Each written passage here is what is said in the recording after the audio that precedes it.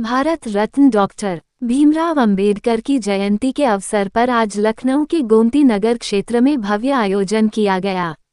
इस दौरान क्षेत्र के विभिन्न स्थानों पर श्रद्धालुओं द्वारा स्टॉल लगाए गए, जहां आने जाने वाले लोगों के लिए प्रसाद वितरण की व्यवस्था की गई। कार्यक्रम में सुबह से ही लोगों की भारी भीड़ देखने को मिली और पूरे क्षेत्र में उत्साह व श्रद्धा का माहौल बना रहा। विभिन्न सामाजिक संगठनों एवं स्थानीय नागरिकों ने बढ़ चढ़कर भाग लिया और बाबा साहब के विचारों को जन जन तक पहुंचाने का संकल्प लिया। आयोजन के दौरान वक्ताओं ने बाबा साहब के सामाजिक न्याय, समानता और शिक्षा के संदेश को याद करते हुए उनके बताए मार्ग पर चलने की अपील की। बताया गया कि इस अवसर पर लाखों की संख्या में लोग उपस्थित रहे और सभी ने प्रसाद ग्रहण कर कार्यक्रम को सफल बनाया। कार्यक्रम शांतिपूर्ण एवं सुव्यवस्थित तरीके से संपन्न हुआ, जिसमें स्थानीय प्रशासन का भी सहयोग रहा।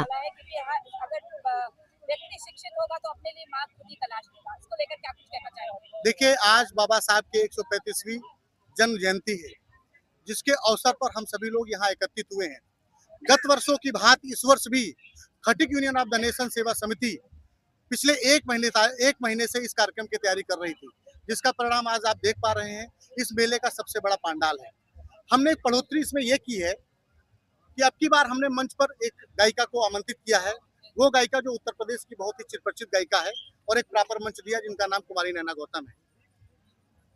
पत्रकार बंधुओं, आपसे ये कहना चाहता हूँ कि मैंने इस मंच के आगे लिखवाया खटिक यूनियन ऑफ द नेशन सेवा समिति, जबकि हम सभी दलित समाज से आते हैं, बहुजन समाज के लोग हैं।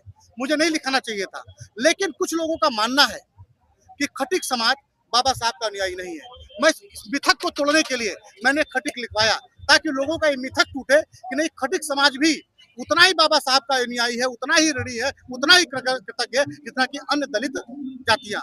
रही बात शिक्षा की, बाबा साहब ने कहा था, शिक्षा वो शेरनी का दूध है जो पिएगा वही दहाड़ेगा। उसका परिणाम है कि हम जैसे समाज के लोग जिस समाज से ताल्लुक रखते हैं, पहले बिल्ली बने घुमा करते थे, चूहे की तरह बिल में समा जाते थे, लेकिन जब से हम लोगों ने शिक्षा हासिल की है, बाबा साहब के द्वारा बताए गए रास्ते पर चल करके शिक्षा को हासिल किया है, हम देश के उन पदों पर बैठे हैं जिसकी कल्पना हम सभी लोगों ने कभी नहीं की थी।